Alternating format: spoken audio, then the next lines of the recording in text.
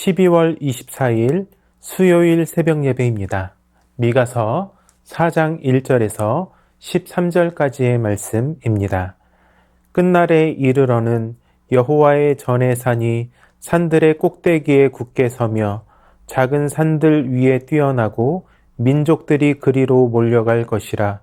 곧 많은 이방 사람들이 가며 이르기를 오라 우리가 여호와의 산에 올라가서 야곱의 하나님의 전에 이르자. 그가 그의 도를 가지고 우리에게 가르치실 것이니라.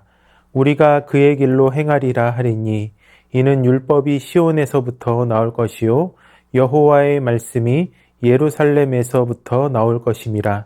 그가 많은 민족들 사이의 일을 심판하시며 먼 곳 강한 이방 사람을 판결하시리니 무리가 그 칼을 쳐서 보습을 만들고 창을 쳐서 낫을 만들 것이며 이 나라와 저 나라가 다시는 칼을 들고 서로 치지 아니하며 다시는 전쟁을 연습하지 아니하고 각 사람이 자기 포도나무 아래와 자기 무화과 나무 아래에 앉을 것이라. 그들을 두렵게 할 자가 없으리니 이는 만군의 여호와의 입이 이같이 말씀하셨음이라. 만민이 각각 자기의 신의 이름을 의지하여 행하되 오직 우리는 우리 하나님 여호와의 이름을 의지하여 영원히 행하리로다. 여호와께서 말씀하시되 그날에는 내가 저는 자를 모으며 쫓겨난 자와 내가 환난 받게 한 자를 모아 발을 저는 자는 남은 백성이 되게 하며 멀리 쫓겨갔던 자들이 강한 나라가 되게 하고 나 여호와가 시온산에서 이제부터 영원까지 그들을 다스리리라 하셨나니 너 양떼의 망대요 딸 시온의 산이여 이전 권능 곧 딸 예루살렘의 나라가 내게로 돌아오리라. 이제 내가 어찌하여 부르짖느냐. 너희 중에 왕이 없어졌고 내 모사가 죽었으므로 내가 해산하는 여인처럼 고통함이냐. 딸 시온이여 해산하는 여인처럼 힘들여 나을지어다. 이제 내가 성읍에서 나가서 들에 거주하며 또 바벨론까지 이르러 거기서 구원을 얻으리니 여호와께서 거기서 너를 내 원수들의 손에서 속량하여 내시리라. 이제 많은 이방 사람들이 모여서 너를 치며 이르기를 시온이 더럽게 되며 그것을 우리 눈으로 바라보기를 원하노라 하거니와 그들이 여호와의 뜻을 알지 못하며 그의 계획을 깨닫지 못한 것이라. 여호와께서 곡식단을 타작마당에 모음같이 그들을 모으셨나니 딸 시온이여 일어나서 칠지어다. 내가 내 뿔을 무쇠 같게 하며 내 굽을 놋 같게 하리니 내가 여러 백성을 쳐서 깨뜨릴 것이라. 내가 그들의 탈취물을 구별하여 여호와께 드리며 그들의 재물을 온 땅에 주께 돌리리라. 아멘. 우리는 보통 지금 보이는 현실을 기준으로 미래를 생각합니다. 형편이 좋아지면 희망을 말하고 상황이 나아지면 기대를 품습니다. 이러한 이유로 현실이 어려우면 낙관적인 미래를 말하기가 어렵습니다. 그러나 하나님은 현실이 가장 어두울 때, 꿈꿀 수 없을 때, 도저히 일어날 것 같지 않은 밝은 미래를 보여주십니다.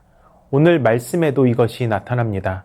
미가서 3장은 시온은 갈아엎은 밭이 되고 예루살렘은 무더기가 되고 성전에 사는 수풀의 높은 것이 되리라 라고 하는 절망으로 끝납니다. 나라는 곧 멸망하고 백성들은 포로로 끌려가게 되는 위기가 앞에 놓여 있는 때입니다. 가까운 미래에 대한 경고만 해도 충분합니다. 그런데 하나님은 미가를 통해서 전혀 다른 장면을 보여주십니다. 전쟁이 끝난 세상, 열방이 하나님께로 모여드는 모습, 칼이 쟁기로 바뀌는 나라, 사람들이 두려움 없이 살아가는 세상, 이것은 그들의 현실과 가까운 미래에 일어날 일과는 전혀 다른 이야기입니다. 그래서 이런 질문을 하게 됩니다. 왜 하나님은 지금 그 말씀을 하시는가? 미가서 4장은 이에 대한 하나님의 대답입니다. 하나님은 지금 상황이 어떤가 보다 하나님 나라의 백성은 현재를 통해 무엇을 소망하는가를 보게 하신다는 것입니다. 미가서 4장의 첫 장면은 매우 인상적입니다. 2절을 보시면 오라 우리가 여호와의 산에 올라가서 야곱의 하나님의 전에 이르자 그가 그의 도를 가지고 우리에게 가르치실 것이니라 우리가 그의 길로 행하리라 라고 말씀하고 있습니다. 열방이 군대를 이끌고 시온으로 몰려오는 것이 아니라 우리가 여호와의 산에 올라 하나님의 전에 이르자 우리가 그의 길로 행하리라 라고 말한다는 것입니다. 그들이 여호와의 산에 오르는 이유는 힘을 얻기 위해서도 어떤 군사적인 전략을 배우기 위해서도 아닙니다. 그의 길을 배우기 위해서, 즉 하나님의 말씀을 배우기 위해서입니다. 이 장면은 하나님 나라의 본질을 보여주고 있습니다. 하나님 나라는 힘으로 확장되지 않습니다. 강압적으로 유지되지 않습니다. 말씀으로 사람을 움직이는 나라입니다. 세상은 여전히 힘으로 질서를 만들려 하지만 하나님은 말씀으로 세상을 새롭게 하십니다. 그리고 이어지는 3절은 이렇게 말씀합니다. 무리가 그 칼을 쳐서 보습을 만들고 창을 쳐서 낫을 만들 것이며 이 나라와 저 나라가 다시는 칼을 들고 서로 치지 아니하며 다시는 전쟁을 연습하지 아니하고. 이 말씀은 단순히 전쟁이 끝났다는 말이 아닙니다. 통치자가 바뀌었다는 선언입니다. 사람이 다스릴 때는 항상 불안해서 무기를 내려놓지 못합니다. 그래서 오늘도 열방은 핵으로 무장하기 위해서 애를 씁니다. 그러나 하나님이 다스리시면 무기를 내려놓을 수 있습니다. 평화는 상황이 좋아져서 오는 것이 아니라 누가 우리의 삶을 통치하느냐에서 비롯된다는 것을 알려주고 있습니다. 내 삶의 통치자는 누구입니까? 불안이 여전히 나의 삶을 이끌어가고 있지는 않습니까? 하나님의 통치 아래로 삶의 주도권을 다시 드려야 할 영역은 무엇인지 점검해 보시기 바랍니다. 바로 거기에 참된 평화와 안식이 있기 때문입니다. 전쟁이 끝난 곳에서의 일상은 비범함이 아니라 평범함입니다.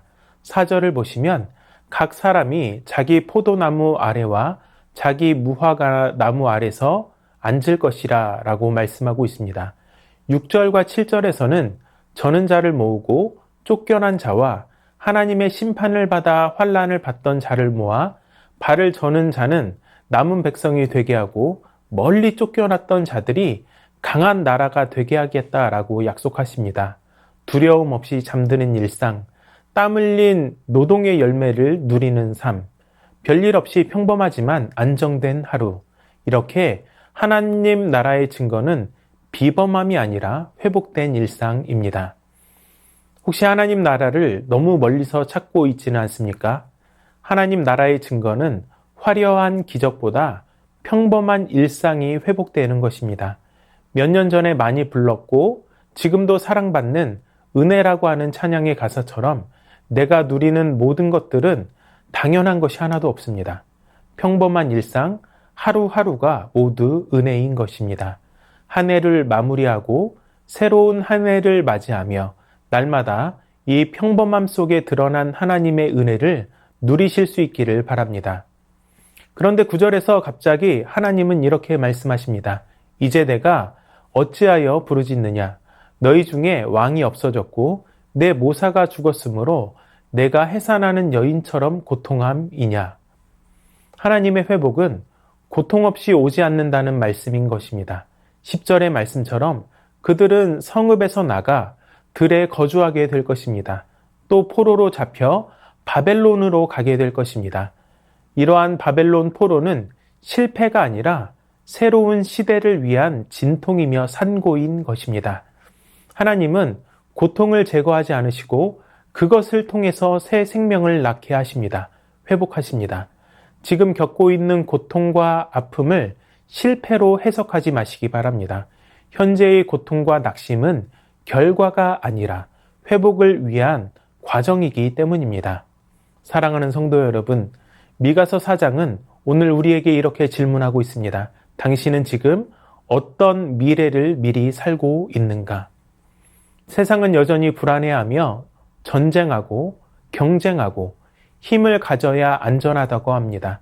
그러나 하나님은 우리에게 다른 나라의 가치를 보여주고 있습니다. 칼이 쟁기로 바뀌고 두려움 대신 안식이 있으며 고통을 지나 회복으로 가는 미래. 이것이 바로 하나님 나라에 거하는 백성의 삶입니다. 그러므로 상황이 아니라 누가 내 삶의 주인인가를 분명히 하시기를 바랍니다. 하나님이 나의 통치자이십니다. 불안이나 두려움이 아닌 하나님의 말씀으로 어떠한 삶의 모든 것도 결정하실 수 있기를 바랍니다. 또한 현재의 고통을 실패가 아니라 새로운 생명을 낳는 진통으로 바라보실 수 있기를 바랍니다. 우리는 다가올 하나님 나라를 그리며 현재를 살아가는 사람들입니다. 오늘 우리의 삶이 하나님이 보여주신 그 미래를 미리 증언할 수 있는 삶이 되시기를 주님의 이름으로 축원합니다. 말씀을 기억하며 다 함께 기도합니다. 무거운 현실에 두려워하지 않고 하나님 주신 소망의 미래를 바라보게 하여 주시옵소서. 하나님의 통치 아래 살게 하시고 내 삶의 주권을 모두 하나님께 있음을 믿고 의지하게 하여 주시옵소서. 지금의 고통이 실패가 아니라 회복과 소망으로 가는 과정임을 믿고 끝까지 견디게 하여 주시옵소서.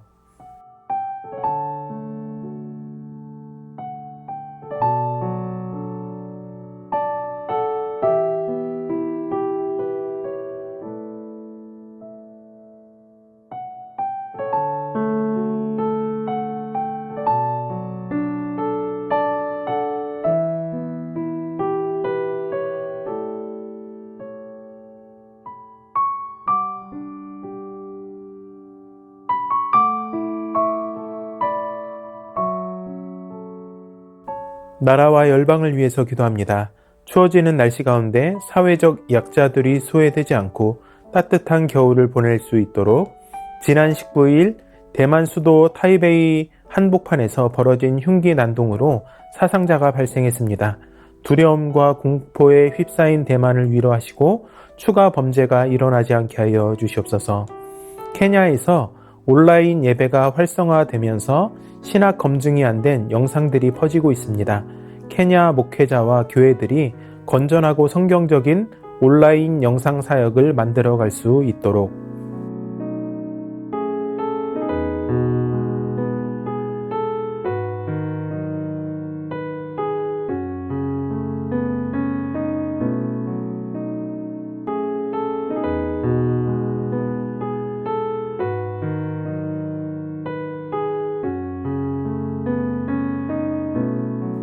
교회를 위해서 기도합니다. 담임 목사님 늘 영육간에 강건하게 하시고 가정의 복을 더하시며 사역에 풍성한 열매가 있게 하여 주시옵소서. 성탄 전야 예배와 성탄 감사 예배 가운데 은혜 주시고 유아 세례를 준비하는 가정이 자녀를 말씀으로 잘 양육하고자 하는 소원을 가지고 기도하게 하여 주시옵소서. 영원한 하늘 본향을 늘 생각하며 이 땅에서 믿음을 따라 주님 닮아가는 일에 힘쓰게 하여 주시옵소서.